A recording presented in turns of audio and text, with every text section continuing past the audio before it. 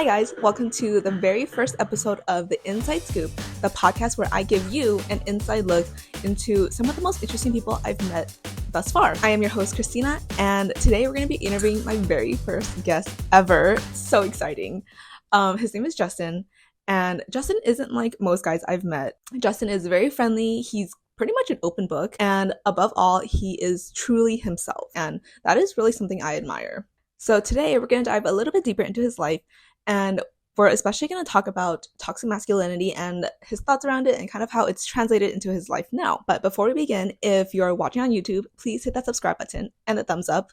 That would really mean a lot to me. And if you're listening on Spotify, please give this a 5-star rating because that really helps. I hate to say this, but it really helps the algorithm. But with that, let's get started. Okay, fuck, I'm so nervous. Oh my god, let me move my shit. I'm not ready. Great, my spice rack is literally in the shot. That's fine. Okay. Okay. Oh my lord. Okay, well, hi Justyn. Thank you for being on my podcast. Thank you for being the very first guest. No problem. Glad to be a guinea pig. Yeah. I mean, not yet to that, but thank you. I think it's really interesting that this is the first time that we're meeting and I'm interviewing you for my podcast. You want to tell them how we met? Yeah, we can. So, we matched on Hinge. That's pretty much it. I don't know. Do you have anything else to add? No, I just saw your prompt that said be on my podcast, and I used to do podcasts, so that'd be a fun experience. Yeah, you know what? I thought like when I added that prompt, more people would respond to it, but you are the only person that responded to it. So. Yeah, because not everyone likes doing content. That's true. I feel like post-pandemic, people have like gotten sick of putting themselves online. A lot of people actually went the opposite and they went private. Yeah. Everyone went private and they like just hid themselves because things were going on, you know? That's true. I don't know. I mean, I thought it was like an interesting prompt and thought more people would respond well to it, but I guess you're right. More people like to be private nowadays. Yeah. Okay, so before we get started, I'm gonna do a little bit of trivia, and it's gonna be trivia. Yeah, I'm getting tested right now. Oh my god, you make me look dumb on this. No. So because you told me that you used to do a poetry podcast, this is all poetry related. Oh, okay. So, what? No, I don't know anything. It'll be easy. Oh. So 5 questions. It goes from easy to hard. I don't know much about poetry, so I don't know how hard or easy these questions are, but. Okay, all right. I did not expect this. Sorry. I was debating if I should tell you or not, but I guess. Okay, I do poetry in the sense of like, I write my feelings up, but I don't, if like his literary terms or authors and stuff, I'm really bad at names. Oh, okay, maybe you won't get this then, but it'll be fun. Oh my lord. Okay, this one's super easy. Who wrote the Odyssey? I don't know actually. What? Really? I don't know. Wait, Iliad? Something? Iliad? No, Homer. Homer? Yeah, Homer. I think. Okay. Yeah. Homer. Okay. Okay. I don't know if you'll know this. Wow. one. Wait. This is. Can we cut these out? I'll see you on. I already told you. I don't know authors and stuff like that. Okay. Well. Yeah. I don't even have a favorite poet, to be honest. I have a bookmark like page on Goodreads of all of my favorite quotes. Okay. And so they're like snippets of things, and that's where like I read other people's like inspiration comes from, sort of. Oh, okay. Yeah. I thought you were just like super into literature and. No.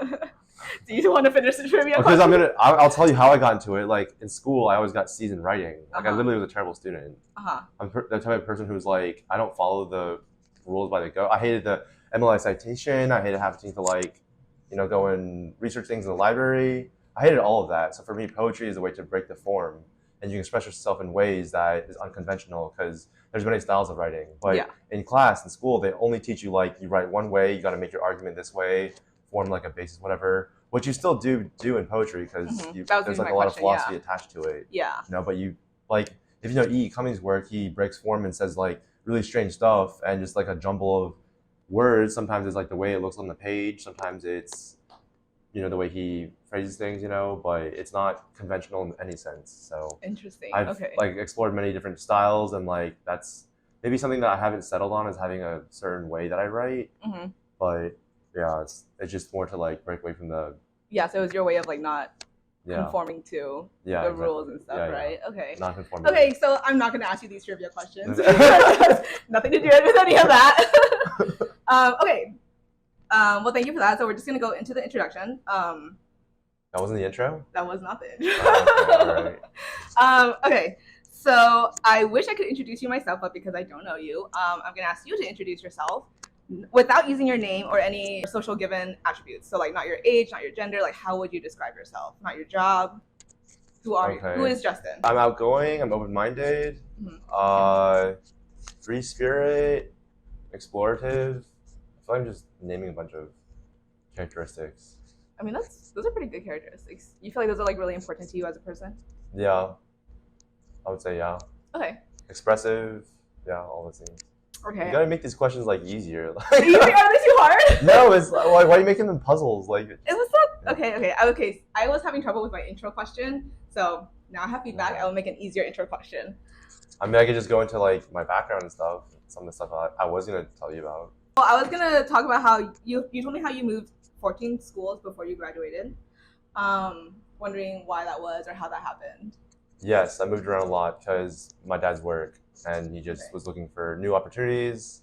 So I was born in Utah. I stayed until I was 7, and then I moved to Florida until I was 10, and then I was in Shanghai, China from 10 to 16. Oh wow! Yeah, and then I actually like came back for senior year and went back to Florida just for like 1 year, and then I went to school in Boston. I went to BU. Oh, okay. Yeah, and after BU, I came here. I've been here for like 8 years now.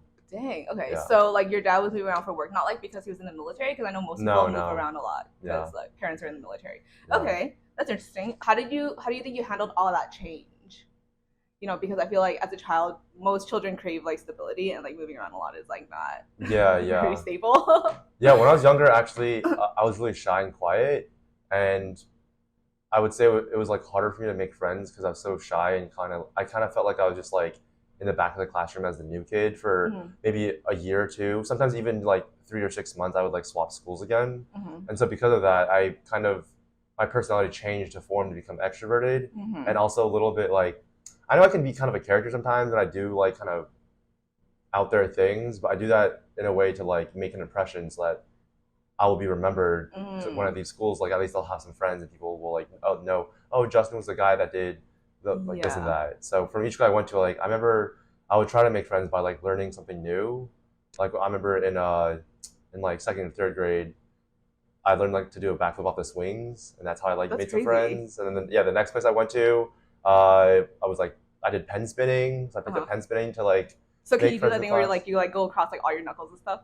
Yeah, something like that. That's crazy. Okay. Yeah. And then it was just like random things I picked up here and there. So that's why I now have a lot of different hobbies, because I feel like I picked up like one small thing from each school that I moved to.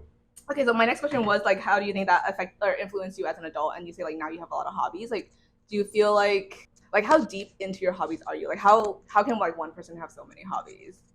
I don't think I wouldn't say I'm a master. Like I'm an expert at any of them, but you can definitely tell that when I'm into whatever I'm doing, like I'm very passionate about the things I do, and I have like a bit like a keen interest on pursuing those things. But it is like kind of like pick up and put down. Like last year when I first, or like 2 years ago when I first moved back to the city, I was trying to do like some street performance stuff, and I picked up fan dancing, or my version of fan dancing, and I was just doing it on the street, and I kept meeting photographers, because fan dancing is kind of a flashy thing to do outside. I have no idea what fan dancing is. Fan dancing? Yeah. It's just like fans. These fans right here. Oh, okay. Yeah. And you're okay. Yeah, just fans, but it's the silk fans though. Oh, okay.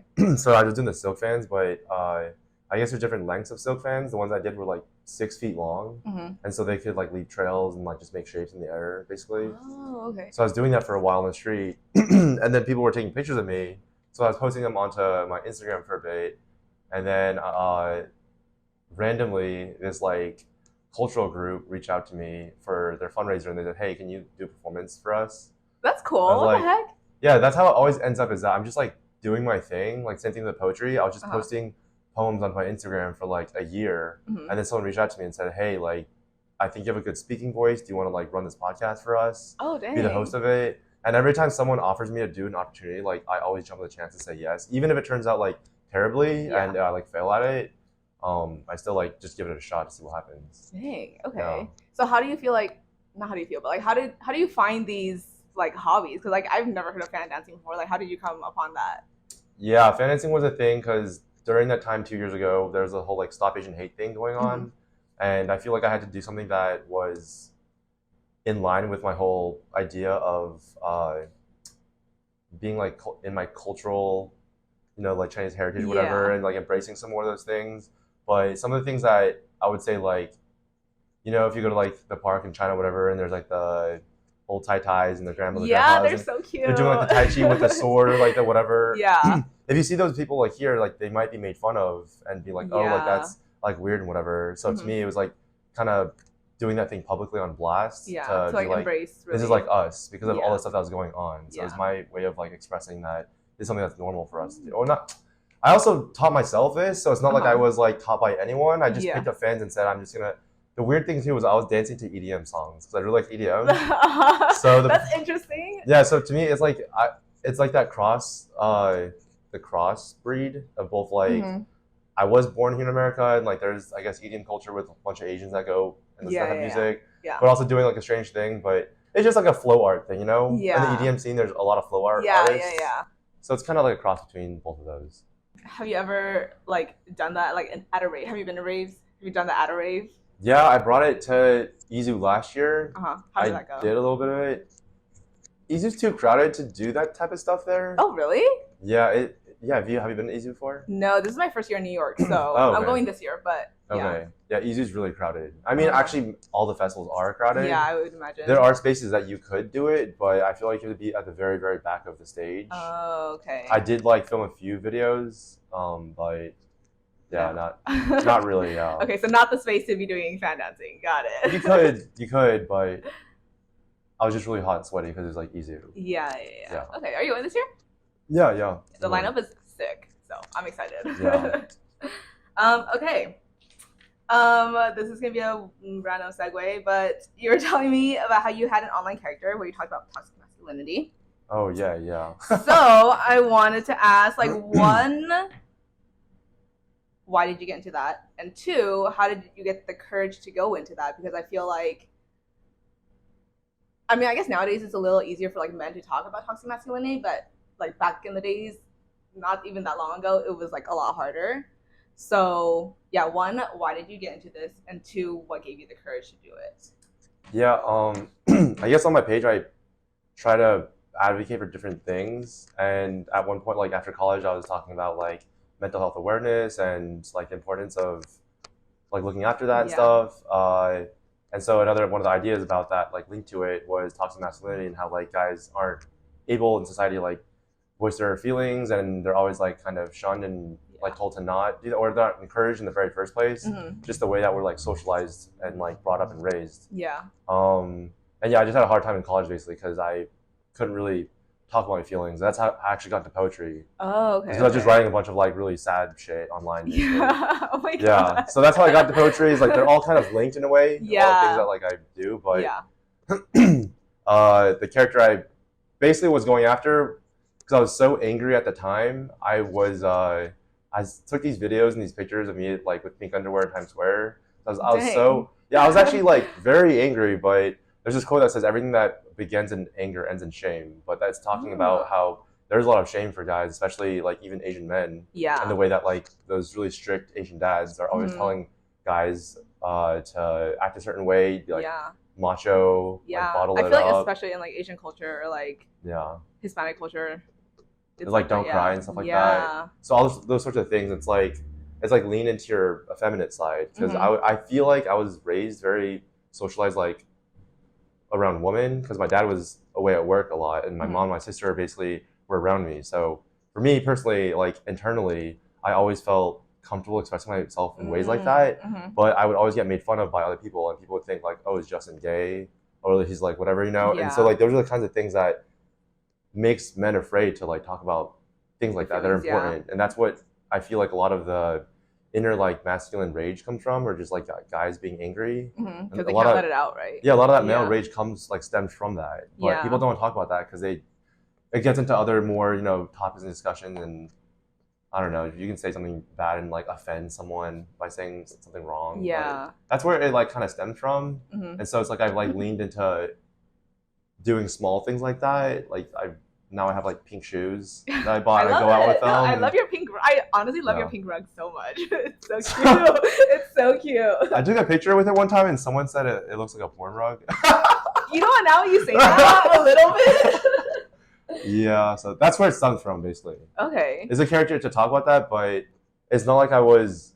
So were you like an anonymous, like a totally like different like name, different like? No, it actually started identity? with this pink Hello Kitty suit that I wore. Uh-huh. I feel like Hello Kitty is pretty, like, not that, it's not that bad of a thing to do, you know? Yeah. But I guess for people who, like, when I was still dealing with that back then, being like, you know that thing like, oh, real men wear pink? There was like a thing was like that a went little on. yeah. That it was went like on brief, about though. that. Very brief, right? It was very brief, but that happened at some point, and then it's like wearing a whole entire pink like suit like that for me. I physically felt very uncomfortable because of the way that I always knew I would be made fun of, and I would go out with the kind of costume and whatever. And then internally, I just felt like I had to like fight myself all the time. I felt very like anxiety ridden. I was like, oh my gosh, like people are judging me now. And, like, I would just like physically feel more hot inside, and like, a lot of stuff that I was just trying to like work through, I guess. Yeah. So do you feel like a lot of that just also comes from like not just talking about the toxic masculinity, but also just like not caring about like the way people think or like judgment, I guess, in general? You mean I'm afraid to get judged? Yeah, because like you said, like in the beginning when you were wearing that like Hello Kitty costume or whatever, like you were just like hot because you're like, oh, everyone's judging me, but like I'm sure like at this point you're just like, who cares, right? Yeah, it actually took me a while because I started this whole like, I was supposed to start making content and filming for all this stuff. Like literally the beginning of 2020 is when I started that so-called character. I even dyed my hair pink at that time too to you're like lean committed. into it. Yeah. And right when I started like making this content, pandemic hit, and I was like, oh crap, like no one can go outside anymore. Like I remember if you posted a story when you're outside, people were like, you're a COVID spreader. Like, yeah, screw you. Like, you're the one that's killing people. So I was like, oh, I can't go and do this now because it's already like a very out there thing to like be in your underwear. So I had to stop it pretty much. I stopped it, but then I went on a TikTok and I tried to make my own way to like make videos and talk about it in the first place. So is that how you started your TikTok? Or is that what your TikTok is about?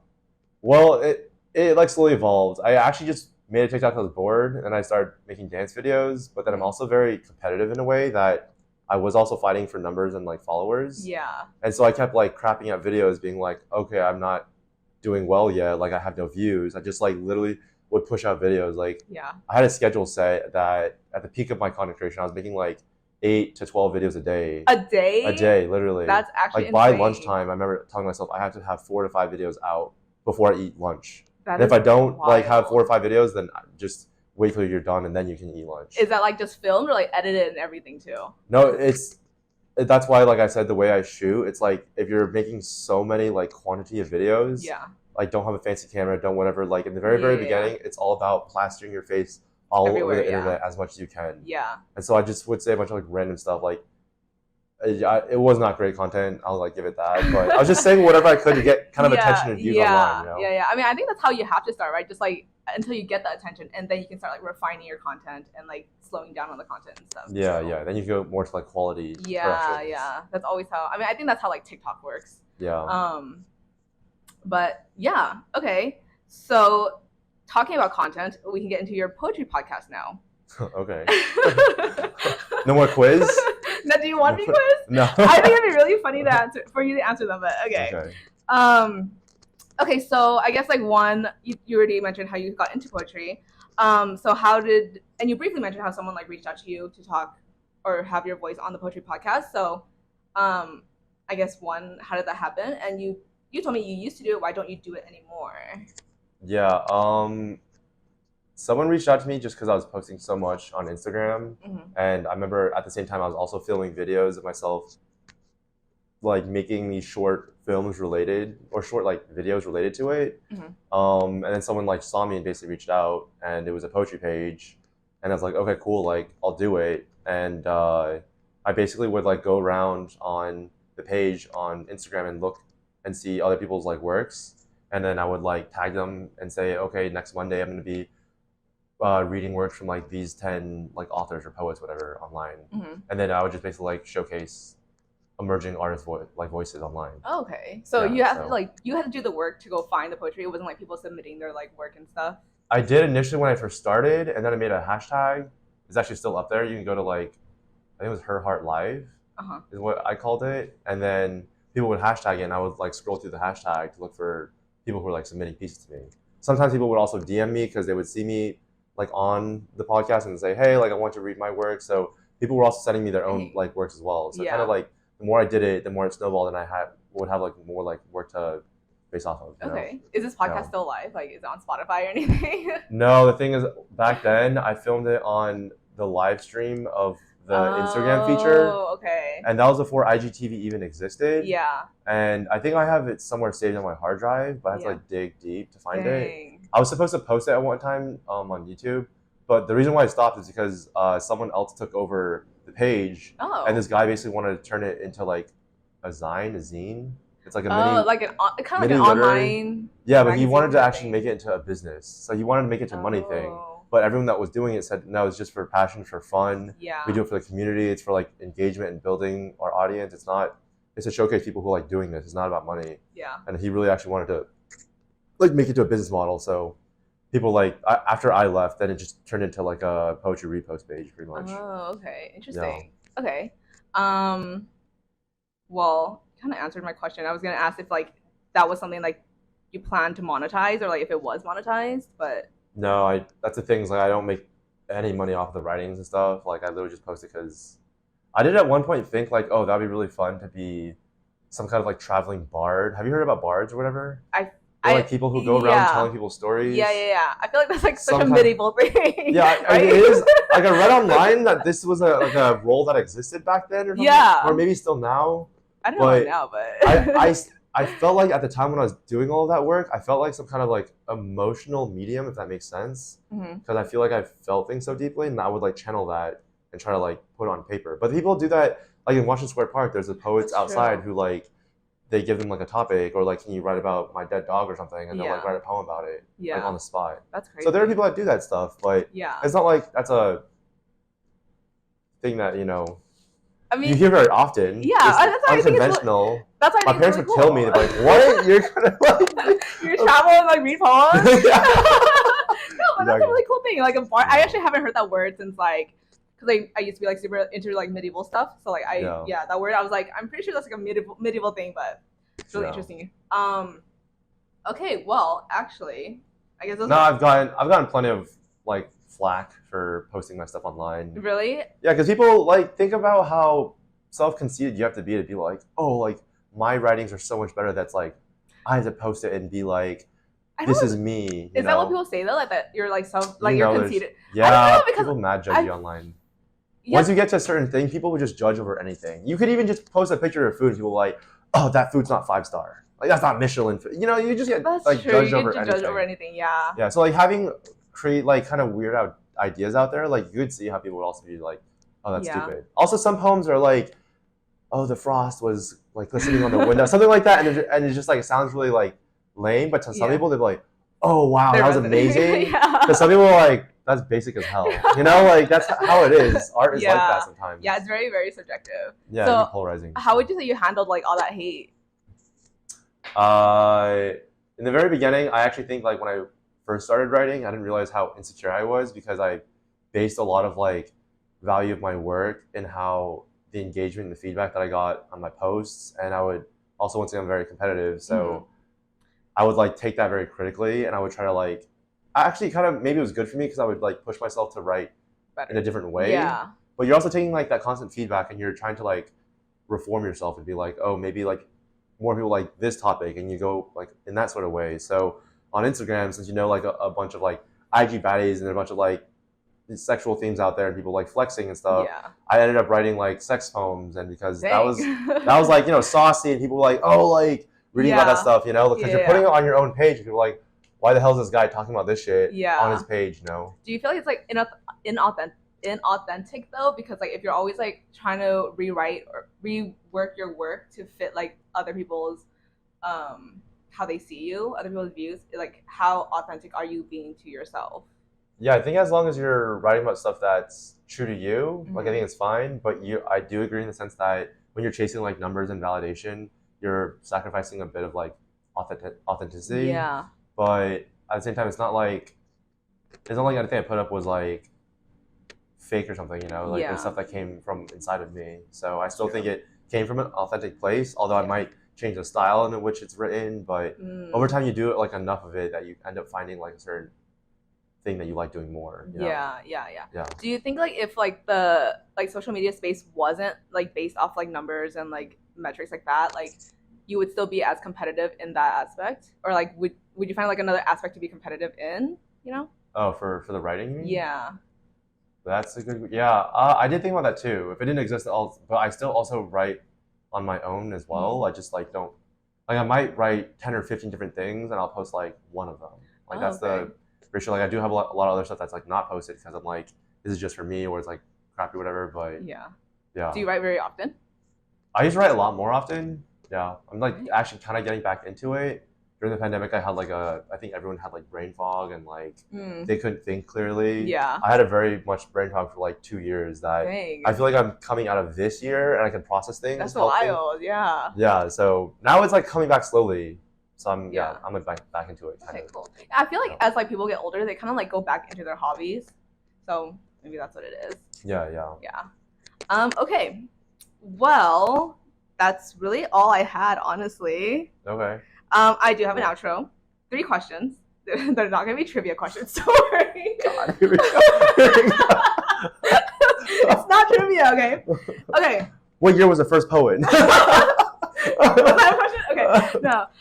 Okay, so what is one advice that you kind of apply to like most endeavors in your life? Most endeavors. One advice that you apply to most endeavors in your life that you feel like has really worked for you. Okay, advice for other people to give? Yeah.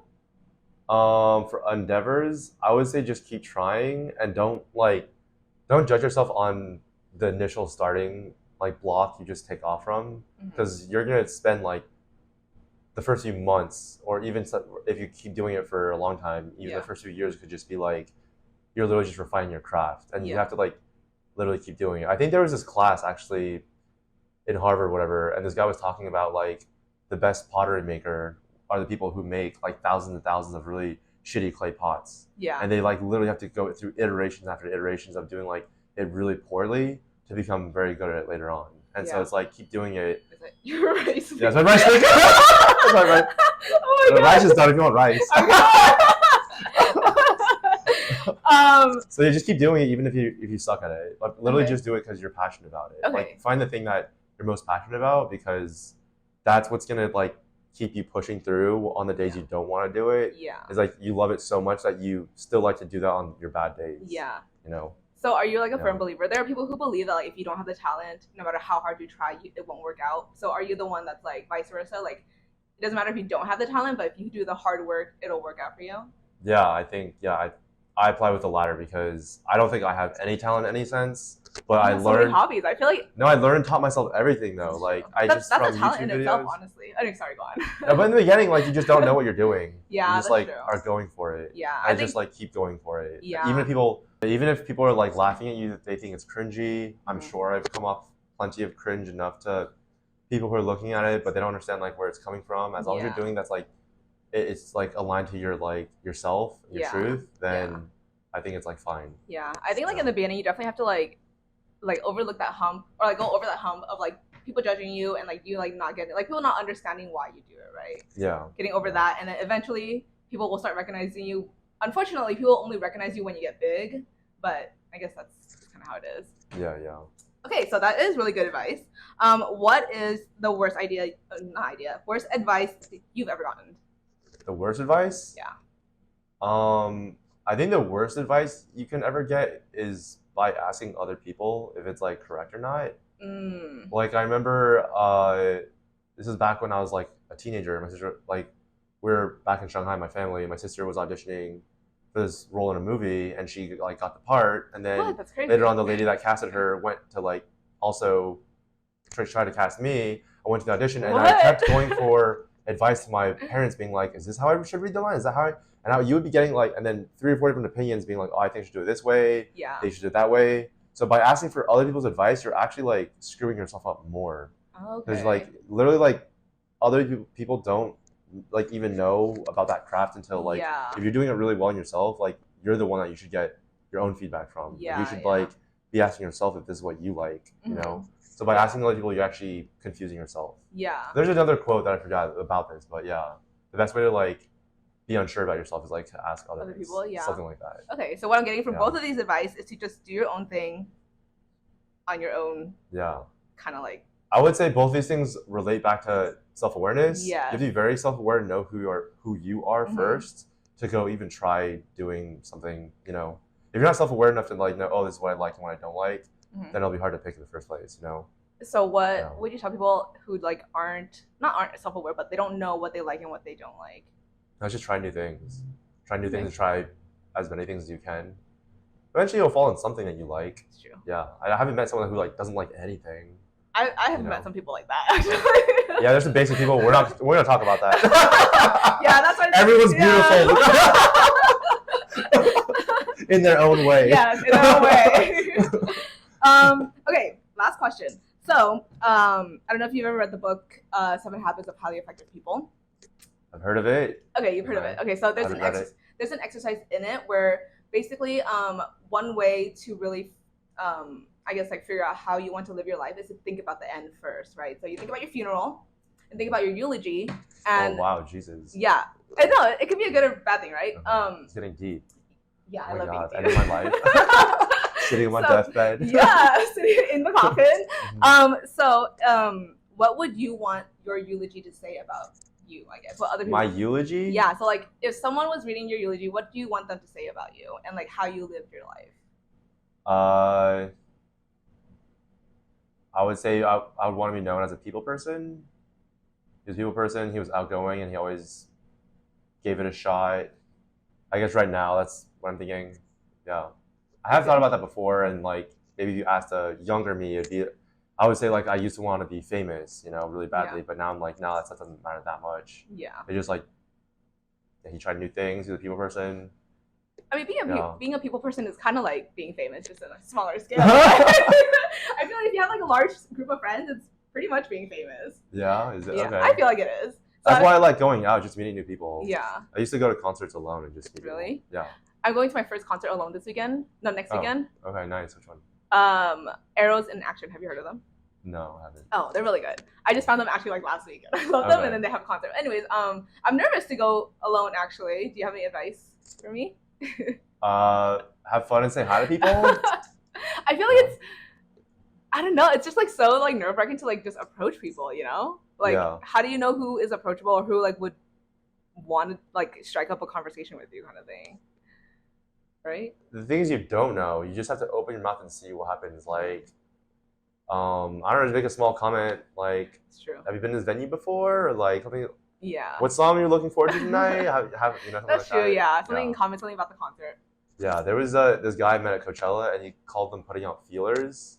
He sometimes would just like be walking through the field and would just be like, hey, those are nice shoes over there. Just like shout it out. Yeah. But it doesn't really matter. Like, don't feel like everything you say has to be heard by everyone. That's like, true. Whatever, just move on. It's a huge crowd of people. Yeah. Move on to the next. You know? Yeah, that's true. Yeah. Okay, cool. Well, that's all I had. I guess you have any last words? How was this podcast for you? It was interesting. Yeah.